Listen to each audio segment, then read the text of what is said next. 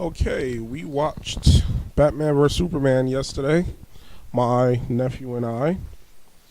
If I had to sum the reaction I have or surmise the reaction I had to it, I would say it was good, but disappointing at the same time. Nicholas, how did you feel about Batman vs Superman? Well, how I felt was like sort of a little bit exciting and sort of downish, cause like with the Zod thing, why was the monsters like so big? It's not supposed to be that big, and the power, laser beams and electrical stuff. Like, what is that? But it was sort of okay. Nice, Nick. Okay. Okay. Well, like I said, there were good parts of this movie. Like Batman was cool. I liked the way he fought. Bruce Wayne seemed all right. He wasn't goofy like what's his name, Christian Bale, trying to act like he's a playboy. He was just Bruce Wayne. He was just cool. He played it down to earth. He was realistic. Superman, very mopey, very sad, depressing. I mean, they don't understand Superman. Superman's supposed to be hopeful. He's supposed to be bright. This guy, it's like you can't even find any contradiction between him and Batman because they're both very dour, depressing characters. There's supposed to be a difference. Superman's supposed to be hopeful. Batman's supposed to be dark. That's why it works. But now you've made Superman pretty much another Batman, Batman 2.0. Um, yeah, I don't know. Nick, how would you feel about Superman? Like, I mean, the ending, like, really him dying. He's supposed to be Superman, Man of Steel. He's supposed to be unbreakable, not be like in a coffin or a coma. He has kryptonite. Like, the only weakness he mostly mainly have is against kryptonite. So he shouldn't be affected by like metal, bones, man-made stuff, man. So it was sort of a downer at the ending. All right. I don't think my nephew knows much history about Superman because Zod in this movie was what they used to create Doomsday. So that means he's Kryptonian, which would mean that he could hurt or kill Superman. It makes sense. It doesn't make sense that he was as big as he was because he was supposed to have been made from Zod. Zod is not a freaking giant. Doomsday looked like a giant cave troll from Lord of the Rings. This dude was like 3 stories tall. He could hold Superman in just one hand, which didn't make sense. Like my nephew said, his powers didn't make sense. The dude like emitted like a EMP wave out of his body, an electroshock. Since when did Doomsday have that power? Never. Never. They're pulling things out their ass for no reason. Instead of just, I mean, you complicate things. You're trying to make it, I guess to them, they think you have to make it more exciting. Doomsday is a power wrecking house. He's like another Hulk. I don't see anyone saying, I wish the Hulk had electric powers. They never did that with the Hulk. Marvel stayed true to the character. He's just super strong. That's what Doomsday is. He's super strong and resilient. Keep it simple, stupid. My God. Okay, let me move on. Wonder Woman. Okay. Wonder Woman, you know what? She was one of my worries coming into this movie because I'm not a fan of the pick. Gal Gadot or Gadot, however the hell you want to say her name. Her physique is not Wonder Woman. She's too bony. She has no mass. I mean, I don't want some burly, manly looking chick to play Wonder Woman, but you need to have some type of physique to you. You need to have muscle tone. Just The pick could have been better, but like I said, she was serviceable. You know, she definitely. I don't know. She did a good job. She really did. I don't think she had to be in the movie though. I think we could have done without her in this movie because there's just so much going on. The plot is convoluted. You know, you got Wonder Woman, you got Batman, you got Superman, you got Lex Luthor's scheme. It's too much. Too much. Nick, how'd you feel about Wonder Woman? I mean, she was okay though, but she was like, she didn't have any meat on her. She's just bony. But other than that, she was okay. I mean, she wasn't as bad like the old Batman Hollywood used to fight, but she was okay. Yeah, I'm gonna have to record another one just by myself. You are not doing a good job. Horrible. No, I'm not. You suck. I mean, why you keep saying I mean? You don't need your cackle. I might not even post this. I'm serious. I'll probably delete this. What else? Okay, Lex Luthor. Okay, I already have another video on my channel bashing the selection of Jesse Eisenberg. I call him Jesse Eisenlex. This kid was pretty much the worst pick you could have made to play Lex Luthor. He was playing more of a Joker character. I mean, he looked like a crack addict. He was twitching with his delivery. You know, he'll go from excited to calm, and it just like he was a quirky twitch that didn't make sense. Lex Luthor needs to be played straight. Play Lex Luthor straight for the first time. He has never been played straight on the big screen. Only in Smallville was he played straight, and that worked well. People loved that Lex Luthor. Why not do it for the big screen? Why do they keep hamming him up and make him look like a Joker character? He's not supposed to be a Joker character. He's one of the most intellectual and intelligent people on Earth that can rival Superman's raw strength. But yet he's still supposed to have a demanding presence as well. This dude looks like a joke. He looks like a joke. His hair looked like he like a hobo. I mean, just oh my god, they could have done so much better. I feel like seriously, they could have picked anyone but him. A female could have been a good Lex Luthor, as long as you found the right actress. He pretty much was the worst thing in this movie. He really was. Even though the plot was all jumbled and convoluted, Jesse Eisenberg, worst pick for Lex Luthor. They should have picked someone else, older looking. I know he's not actually that young. He's like in his early 30s now, but he looks like he's 18. He looks like a child. And he acts horribly. All his characters are the same. There's no difference. No difference. I actually saw clips of him in The Social Network, which I never saw, and the way he played, Mark Zuckerberg, would have probably even serviced better as Lex, because he was very cold. He wasn't all jokey and quirky. He was just cold-hearted. At least the scene I saw, he wasn't joking around. He was real serious. They could have had him play that version of Lex, and that probably would have been a little bit better, even though he still doesn't, his look just doesn't match Lex. That would have been better. Even if, I think if he was bald, it would have been good as well. Because that freaking hair they had on his head looked horrible. Like a damn bee's nest or something. Nick, what did you think about Lex? He's too much of a joke. He's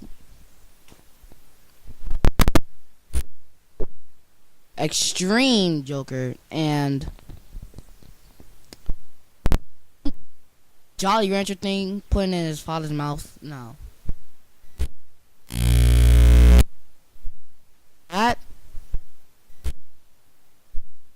So, jokey. Lex Luthor's supposed to be serious, dark, a little bit. But, other than that, he.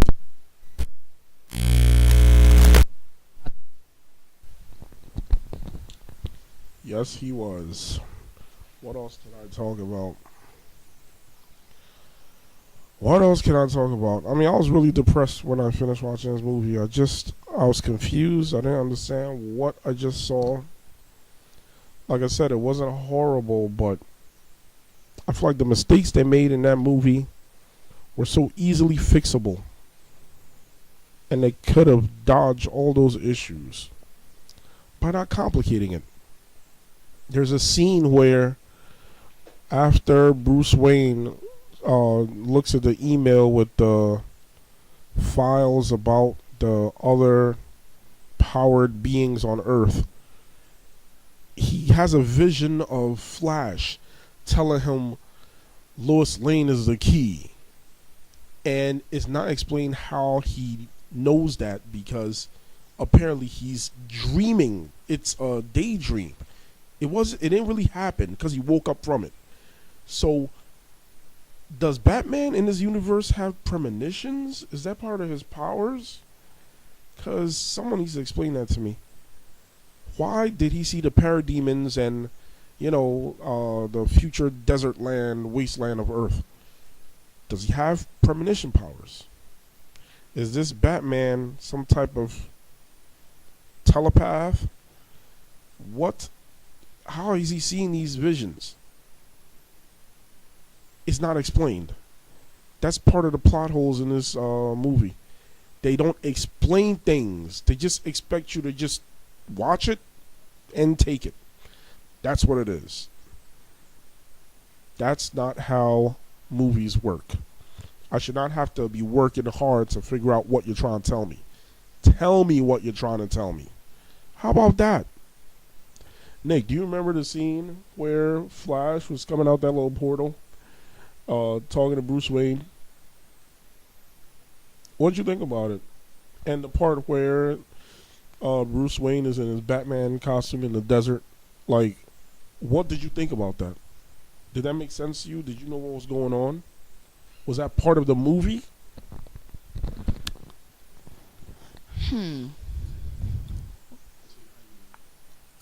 So, that never made sense. Flash was never in the movie, and him in the desert, they should have never shown that because that was never part of the movie. And the parademons, none of that made sense. Like, all of that in the desert and then Flash coming back to see him. Like, really? He might just be some sort of abnormal human or a telepath. My nephew pretty much is repeating everything I say, so this is a useless recording right here. If I post it, I probably won't. If I do post it, I'm sorry. I should have done this by myself, which I will. I will do this by myself again if I post this. Nick, do not be a parrot. Have your own thoughts. Not a parrot. All right, I'm going to ask you a question about the movie. You answer first, then I answer. Let's see if we get a difference, or if you could come up with your own ideas and concepts.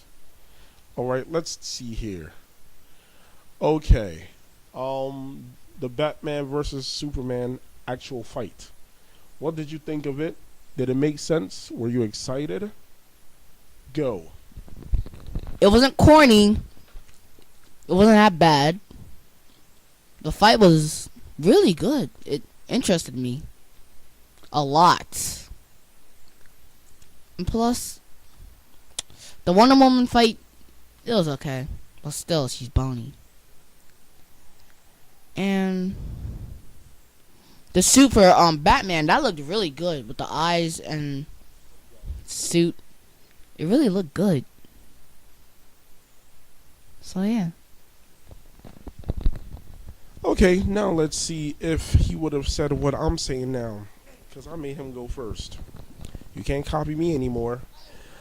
The fight between Batman and Superman was short, and it was only one fight. The movie's called Batman v Superman, slash Dawn of Justice. It should have just been called Batman v Superman. That should have been the focus of the movie from start to finish. You shouldn't have crammed in Doomsday. You shouldn't have crammed in Wonder Woman. The fight was good, but disappointing at the same time.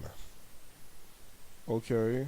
First of all, Ben Affleck is about 2 inches taller than Henry Cavill already. They gave him some type of platform shoes, which looked goofy as hell. I mean, the soles looked like they were like 3 inches thick. So that made him even taller than Superman. I'm like, great. Now make Batman tower over Superman, which should never really happen. Alright, Superman's usually taller than Batman, or they're about the same height. I know that's nitpicking probably. Whatever. The fight, it's the motivation didn't make sense. He goes in, Superman comes to Batman, he's like, I need your help. I need your help. But he never actually listens to him. So Batman's irrational now. Isn't he supposed to be cool and calm? He's the type of person that assesses a situation. He didn't even take time to listen to Superman before he just cut him off and started attacking him. Stupid. So he hits him with little smoke bombs made of kryptonite.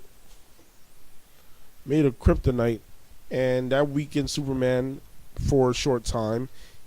He kicked his ass horribly. Oh my God. Batman, say whatever you want, he whooped Superman's ass when they're on the same level. Because he's the fighter. He's trained. Superman's just a farm boy that knows how to brawl. That's it. If he doesn't have his power, he's getting his ass whooped by every other fighter in the DC universe. Because they actually know how to fight. What else? Oh yeah, he smacks Superman in the head with a damn sink. Oh yeah, you gotta be kidding me. Smacks him with a sink. Yeah, that's gonna hurt him. So yeah, when the fight was about to be over, he had his kryptonite spear, Batman, about to stab Superman, and Superman goes, "Save Martha," and then Batman has a dumb look on his face like, Why'd you say Martha? And then Lois Lane, like in the first movie, she's always showing up at the right place at the right time. Somehow, she shows up and shields Superman before Batman can stab him. She says, Martha is his mom's name. And then Batman looks down and he's like, we're friends now. Well, he didn't say that, but pretty much that's what happened. We're friends now because your mom's name's the same name as mine mom's, which never crossed my mind before, which is funny. Yeah, we both got Martha's. He was like, oh, Martha will not die tonight. God help me. So lame. Oh, man. Superman dies at the end. Oh, this is a spoiler review, by the way. I'll put it on the title probably if I post this. It's all spoiler. Yeah, Superman dies at the end, which is stupid. Everything was rushed. The death of Superman or Doomsday should have been its own movie. You could have fleshed it out better. It would have made more sense. You wouldn't have crammed all this stuff. See, DC is trying to rush to match Marvel. It's not going to happen. Marvel is years ahead of you in development. That's what they needed to have done. Take their time. The kid they picked to play Flash, I don't like his look. I'm an artist. I like visuals. Visuals mean something to me. He has dark hair, which I know you can dye, but like even the look, his face, he doesn't ring Flash to me. He had a mustache and a ponytail. I'm like, in what world does Flash look like that? Grant Gustin from the TV show looks more like him. He has that like, I hope this doesn't come off racist, but he has that typical white guy look for comic books. Only he's just not chiseled and built. He's like the slim version. And he has the short hair. It's kind of like a dirty brown or something. You know, it's always like a light brown or whatever. That's what Flashes. Which one is this? Flash. So they, I'm not liking their pick for Flash at all. The scene where they show Cyborg being created, the animation looked like a video game animation from 10 years ago. It looked goofy. It looked so goofy. Oh man. I really want to be hopeful and positive, but I really can't. I love these materials too much and they keep on dropping the ball. I don't know why. You complicate things when you don't have to. You have the source material to help you out and you do your own thing and it's usually worse. So DC, I think you dropped the ball on this one. You could have done a lot better. Lex Luthor should have been someone else. Jesse Eisenberg is not threatening. He is not charismatic. He is not Lex Luthor. You should have picked someone else. I would have no problem if you just start the second one with someone else. Hey, Iron Man replaced Rhodey Rhodes from the first movie to the second. So you could do the same too. Change Lex Luthor, please. Find someone that actually looks like a grown man, that can act, can be threatening, charismatic, all those wrapped in one. Because this guy is lacking all of that. And this movie is going to suffer for that. He has been one of my biggest issues for this movie. And he still is. He's the number one issue. Then your story, you crammed too much. You didn't learn from Marvel and Sony. Spider-Man 3 having too many plots and too many villains, backstories to flesh out. It's just, what a mess. What a mess. Oh, God. You know, let me cut this off. I don't want to keep rambling. But hopefully next time you do better if you get a second chance. Because I know how DC is quick to scrap ideas when they don't do well. Green Lantern. So, if I post this, thanks for listening. And that's all.